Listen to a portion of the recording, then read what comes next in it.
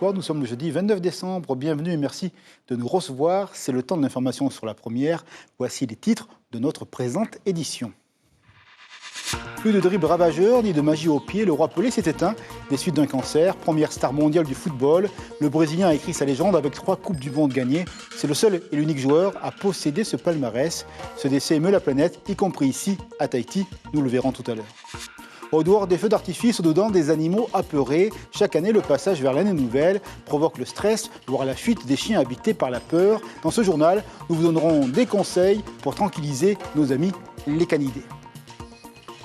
C'est plutôt le verre à moitié plein. Avec les fêtes, le centre de tri voit son activité augmenter. Bouteilles, cartons, emballages. Le pic de consommation se note également en bout de chaîne. Nous sommes allés auprès des employés qui s'occupent de nos déchets pour voir leur quotidien en cette fin d'année. Le centre d'accueil pour les citoyens SDF de Papeete est mis hors d'eau, mais il manque encore de l'argent pour finir complètement les travaux. Ce lieu d'accueil demande encore 150 millions pour boucler le tour de table financier. Eh bien, nous allons parler justement de cette réalité avec notre invité, le Père Christophe, le curé de la cathédrale, porte ce projet. Nous parlerons de son importance, de sa place centrale dans le parcours, en vue d'offrir des perspectives aux citoyens sans domicile fixe, un chemin fait de dignité. À tout à l'heure, mon Père, et merci. À Maïna, on ne badine pas avec la grandeur du quartier. Avec les intervilles, 160 participants donnent tout leur souffle et tout leur cœur pour faire rayonner leur lieu de vie. Au programme compétition, oui, et plaisir, bien sûr. Nous avons assisté aux premières qualifications. C'était hier soir, et vous le voyez, il y avait beaucoup de joie. Et une photo qui va arriver, celle de Pelé, un nom qui a fait du football un sport, bien plus un spectacle, avec cette étincelle du pétillement brésilien. 1200 buts, 3 Coupes du Monde, la première star mondiale du foot n'est plus. Le roi Pelé vient de nous quitter des suites d'un cancer. Comme une idée de sa propre jeunesse qui s'endort quelque part, le choc est fort pour tous les amoureux du ballon rond. À Tahiti, cette information a été reçue non sans émotion. Reportage signé Cybèle Plichard avec Heidi Yanko. 11 jours après la fin de la Coupe du Monde au Qatar, la légende mondiale du football tire sa révérence. Edson Arantes do Nascimento, alias Pelé, s'est éteint à l'âge de 82 ans. Sa renommée a traversé le temps et l'espace, inspirant des générations de joueurs. Ses points forts, c'est la vitesse, l'originalité, c'est d'inventer des choses. C'est l'instinct avant tout, l'instinct de buteur, l'instinct de récupérateur de ballon, l'instinct de un Brésilien que tout le monde veut ressembler. Né dans une famille modeste du nord de Rio, Pelé devient professionnel à 15 ans à peine. 2 années plus tard, il soulève sa première Coupe du Monde. Pour Nicolas et son fils Manatea, échanger quelques passes un jour comme celui-ci est émouvant. C'est une grande tristesse, mais à la fin, on s'y préparait puisqu'on savait qu'il était malade depuis longtemps. Quelles étaient ses qualités ? Ses qualités, c'était la puissance, la technique et puis aussi la créativité. Il était capable de faire des gestes que les adversaires ne pouvaient pas soupçonner à cette époque-là. Non, je connais pas Pelé en fait. Alors c'est qui ton idole à toi ? À moi, mon idole c'est Messi, Lionel Messi. De sa chambre d'hôpital, Pelé avait d'ailleurs félicité Messi pour son sacre mérité avec l'Argentine face à la France. Lui-même remportait la Coupe du Monde en 1958, mais aussi en 1962 et 1970. Vous étiez au courant que le roi Pelé était mort ? Pas du tout. Je suis bien désolé d'apprendre ça. En plus, c'est marrant, je disais aujourd'hui que c'est le seul à avoir gagné 3 Coupes du Monde. Et je savais pas que c'est parce qu'il était mort qu'on en parlait. C'est triste. Paix à son âme. C'est le meilleur roi du football. Même avec les jeunes d'aujourd'hui. Mbappé, Messi, tout ça. Le roi, c'est Pelé. Sacré footballeur du XXe siècle par la FIFA, le joueur a marqué 1281 buts. La veillée funèbre est prévue lundi au stade du Santos FC, le club où le roi Pelé a évolué presque toute sa carrière.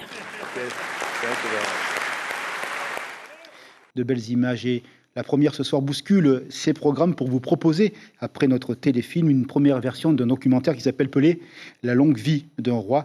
Il sera donc juste diffusé tout à l'heure aux alentours de 21h. Si vous aimez le footballeur et l'homme, soyez donc présents avec nous, restez avec nous. De l'économie maintenant, et cela tangue au sommet d'Onati. D'après nos informations, le directeur général Thomas Lefebvre-Ségard pourrait être démis de ses fonctions, la faute à des comptes qui passeraient au rouge alors que la filiale téléphonie de l'OPT est habituellement bénéficiaire. Cette année, ce ne serait pas le cas. Les offres de reconquête auraient additionné les pertes. On parlerait d'un déficit qui dépasse les 800 millions de francs. Plus d'informations a priori demain dès nos journaux à la radio. Toujours de l'économie, 24 emplois en jeu, autant d'angoisse pour les salariés de l'entreprise SDA Punaouia. Les syndicats mènent les négociations. L'idée d'un plan de départ volontaire est sur la table. Il reste désormais à en déterminer les conditions. Les partenaires sociaux se sont donné encore un peu de temps pour négocier. Signature au conflit, et bien le délai court maintenant jusqu'au 3 janvier, donc la semaine prochaine, pour décider des suites de cette situation sociale.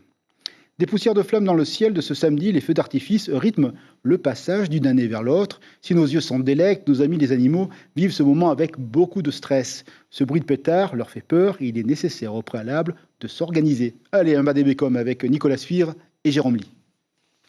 Près de 200 coups en moins d'1 minute 30. Ces feux d'artifice sont accessibles au grand public dans de petits stands qui fleurissent au bord des routes en cette période de fin d'année. Celui-ci engrange quelques millions en 12 jours à peine. Le vendeur nous confie avoir délaissé sa société de vêtements pour travailler quelques jours et prendre 10% de commission. Pour l'instant, ça marche super bien. Et tu me disais, le dernier jour, c'est là où ça vend le plus ? Le dernier jour, on n'a pas le temps de s'asseoir.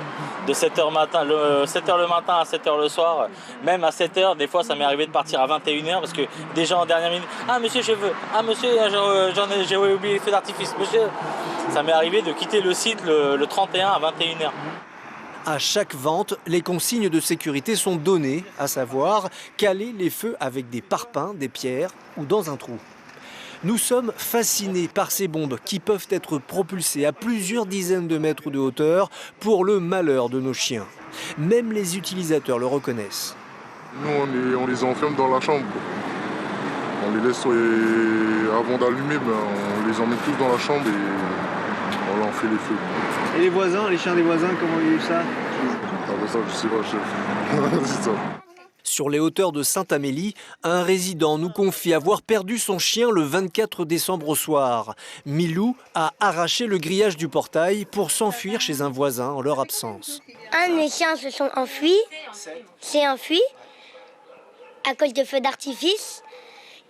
Et on a fait des annonces pour essayer de le retrouver. J'étais très mal.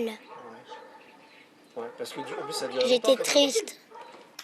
Les associations de protection des animaux ne sont pas en conflit avec les artificiers.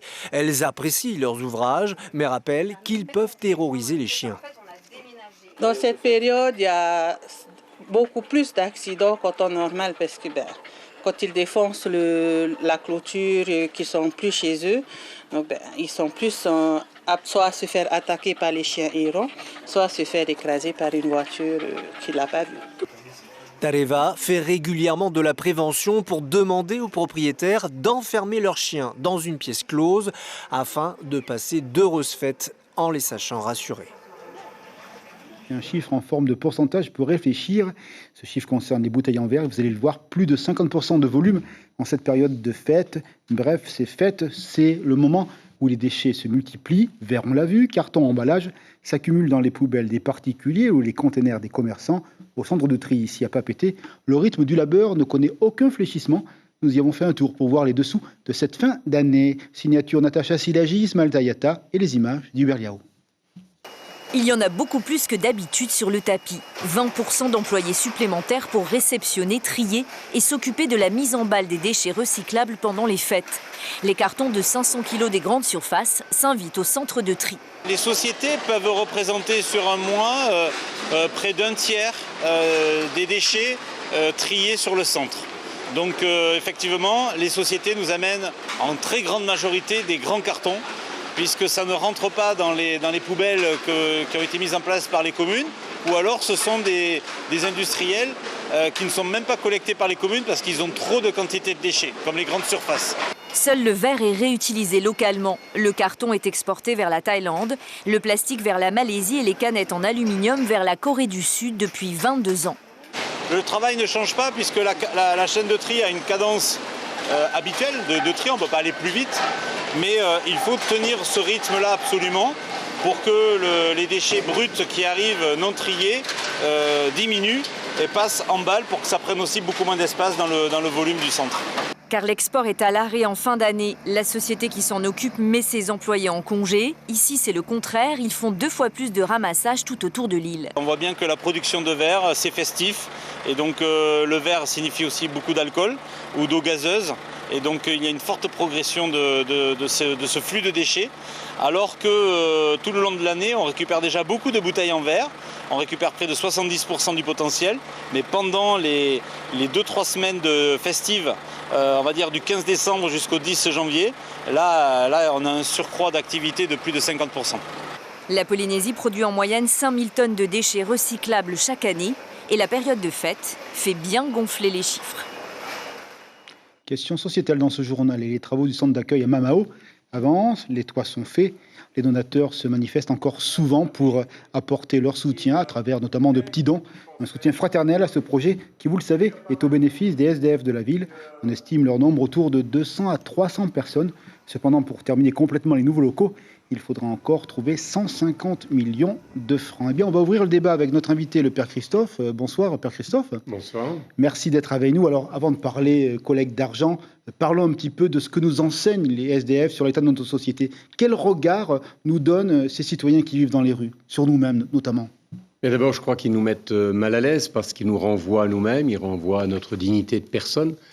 Et c'est d'abord cet aspect-là qui est le plus douloureux. Et c'est certainement l'une des raisons pour lesquelles souvent on peut avoir des commentaires désagréables à leur sujet, en dehors qu'effectivement ils peuvent avoir des comportements qui nous dérangent, mais c'est surtout qu'ils nous rappellent la fragilité de notre société et que nous vivons en société parce que nous sommes solidaires les uns des autres, parce que nous sommes attentifs les uns aux autres. Or, nous sommes dans une société qui est de plus en plus individualiste, qui est de plus en plus repliée sur elle-même, et donc une tentation plus forte de rejeter ces personnes parce qu'elles nous renvoient justement à notre incapacité à assumer. Et voilà, donc on est dans une situation où on a des hommes et des femmes qui arrivent dans une société qui n'est pas disposée à les accueillir et qui n'est pas adaptée à eux. Et pourtant, avec des efforts, avec cette dignité, cette image qui change sur eux-mêmes, on arrive à remettre les gens dans cette société normalisée ou contingentée qu'on connaît ? Oui, bien sûr. Alors c'est sûr que c'est un travail de longue haleine et puis ça ne se voit pas. Je veux dire, on voit celui qui est assis sur le bord du trottoir, mais celui qui est reparti chez lui, justement, on ne le voit plus. Hein. Et ce matin encore, on nous a livré un carton de litchi de Rurutu. Hein, c'est une jeune femme qui était arrivée à la rue pour tout un tas d'histoires. Et puis l'accompagnement. Et puis à un moment, eh bien, elle est retournée chez elle. Et puis voilà qu'on l'a emmenée à Rurutu en voyage de détente un petit peu. Et puis elle a trouvé quelqu'un là-bas. Et puis elle fonde un foyer.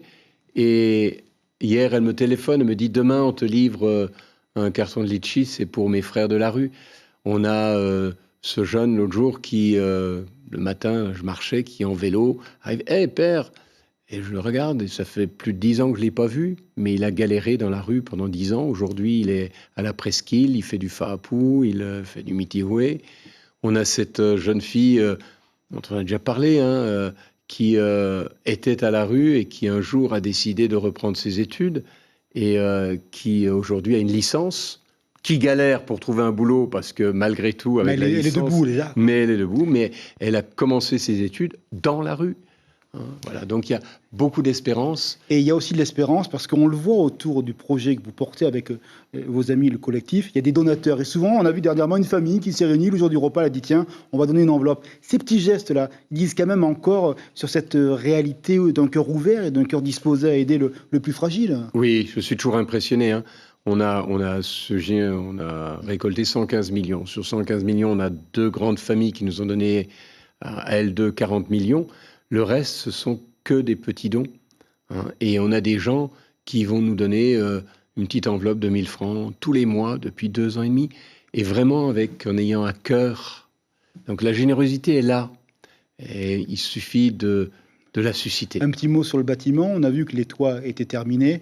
Au mois de juin, ça sera ouvert. Et qu'est-ce qu'on va y faire là-bas? On ne va pas y dormir. C'est un lieu vraiment de formation, un lieu où on va reconquérir sa dignité en tant que personne. Voilà, c'est un lieu, un centre d'accueil de jour, bien précisé. Il n'y a pas de lieu d'hébergement pour la nuit. Mais l'objectif, c'est effectivement de refaire le parcours pour entrer dans sa dignité. Donc on commence par manger, par se laver son linge, retrouver sa santé avec un petit dispensaire, retrouver son existence dans la société avec une carte d'identité, la CPS, et surtout au bout, c'est des formations. Donc on a 3 salles de formation, 4 salles de formation qui vont permettre de mettre en formation jusqu'à 80 personnes en même temps, avec formation soit avec des bénévoles, soit avec des structures adaptées. Juste dernière question, l'inauguration, ça sera bon pour le mois de juin comme c'est prévu? Pour l'instant, on a posé donc l'arbre final des gros travaux. On est dans les temps et donc voilà, on pense qu'on va commencer parce que là aussi un petit hommage aux entreprises et aux employés, aux ouvriers, parce que j'admire. On voit bien que ce n'est pas un chantier comme les autres. Même les entreprises et les ouvriers travaillent d'une façon différente et ont à cœur à ce que le projet avance. Merci beaucoup, Père Christophe, d'être venu sur notre plateau et on vous souhaite de bonnes fêtes avec l'ensemble des gens de la rue que vous accompagnez tous les jours. Merci à vous aussi. Merci beaucoup. Fait divers, hélas, pas de répit sur les routes. Une nouvelle victime cette nuit du côté de Wainé. Une information signée Radio 1. Un couple en scooter a eu un accident. La passagère a été blessée, mais malheureusement, le pilote du 2 roues est lui décédé. C'est le 35e décès sur les routes depuis le début de l'année. Plus que jamais en cette période de fête, eh bien, on vous recommande la prudence pour vous et pour vos proches. Également, une autre information que nous venons d'apprendre. Une touriste américaine s'est noyée également ce matin du côté de Wainé. Les pompiers de Lille ont été appelés en urgence vers 10h30 du côté de l'hôtel Lapita. La dame avait 72 ans. Elle est décédée donc ce matin à 10h30 lors de ses vacances. Et des images spectaculaires à venir. Une rafale de vent venue par surprise et un amérissage qui n'était pas prévu au programme. À Papara, les 2 occupants d'un montgolfière ont eu une de très grosse frayeur. À notre connaissance, rien de grave pour les passagers, mais une image insolite du ballon dirigeable voguant au-dessus des flots et du lagon. Ils se toisent et s'affrontent pour faire honneur à leur quartier. Maïna célèbre jusqu'à demain soir ses intervilles. 160 participants, 8 secteurs de la ville en compétition. Hier soir, la motivation était à son maximum. Les sourires étaient légion, notamment pour ceux qui ont validé leur billet de finaliste. Ambiance sur place avec Chiquita Taïva et les images du Berliao. Habillés aux couleurs de leur quartier, Orofara est venu en force affronter leurs adversaires de la Pointe Vénus de Ahonu et de Faliroy. Pas de pression, ici on vient avant tout pour s'amuser et si l'on gagne, c'est parfait. Trop génial. Le premier j'avais du mal, du coup pour l'avouer je voyais que c'était un peu plus haut. Je me suis fait une roulade. Et pour la cabane à requins, je savais que les requins étaient de ce côté, du coup je suis parti là-bas. Et pour là, je n'avais pas le choix, j'ai nagé. Mais les jeunes des autres quartiers ne sont pas non plus venus faire de la figuration. Sur le terrain de Mahina, 80 sportifs prêts à tout pour gagner leur place en finale. Difficile, non? Comme quand je regarde le bord, ça va bien casser quoi. Très bien, on est venu ici pour s'amuser. Excellent aussi. Il faut qu'on gagne en fait. Ouais. Organisés tous les 2 ans, les Jeux Intervilles permettent aux jeunes des quartiers de Mahina de se retrouver, mais pas forcément en mode compétition. On ne s'est pas préparé, on est venu pour le fun. Donc ça fait déjà un moment que les jeunes attendent cet événement. Et l'essentiel, c'est qu'on soit tous ensemble pour partager un moment de bonheur.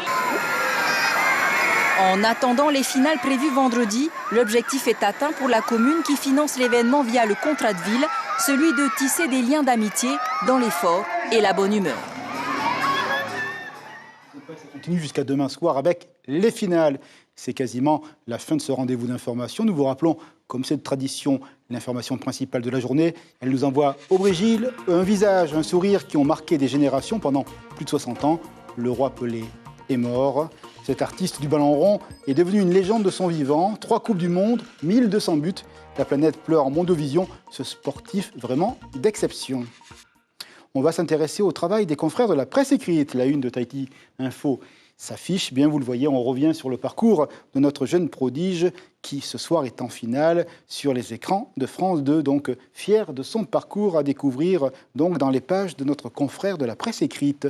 Coup d'œil sur le programme de la première ce soir avec tout d'abord Big Five, un téléfilm qui se passe du côté de l'Afrique avec un amour pour les animaux et une volonté de les protéger. Et puis, on vous l'a dit, ce soir, la première bouscule ses programmes et vous propose un documentaire sur la longue vie du roi Pelé. Si vous aimez le football et ce personnage, soyez donc rendez-vous juste après le téléfilm. Merci de nous rester fidèles. Réveil Radio demain pour l'information avec la double signature féminine Corinne et Axel. Lucille Guichet revient demain soir pour vous accompagner durant ce week-end. Merci encore de votre présence. On vous dit belle nuit avec les vœux. Ce soir, ce sont de jeunes enfants qui vous les souhaitent. Avec un mot d'ordre, soyez tous heureux. Merci beaucoup. Les vœux les plus chers, c'est que, honnêtement, c'est que tout le monde revienne à Dieu. Voilà, c'est pas la Noël ni le jour de l'an. C'est que tout le monde revienne à Dieu, au Créateur. L'amour, la joie, le bonheur. Pareil. Que toutes les personnes qu'on aime passent un très bon réveillon avec leur famille. Profiter, aller sur des îles et puis rencontrer plein de monde. Et voilà. Qu'on vive ensemble, harmonieusement, avec amour et respect. Voilà, moi c'est simple. Et je crois que c'est bon, c'est ce dont on a besoin, tout simplement. De trouver du travail, enfin de donner du travail surtout au peuple. Et que la nouvelle année soit meilleure. Et beaucoup d'argent surtout. C'est l'essentiel. Travailler. Voilà. Une bonne santé pour toute la famille, pour toutes les personnes du monde. Voilà. Bonne fête à tout le monde. L'information en continu sur Polynésie la première, Internet et réseaux sociaux.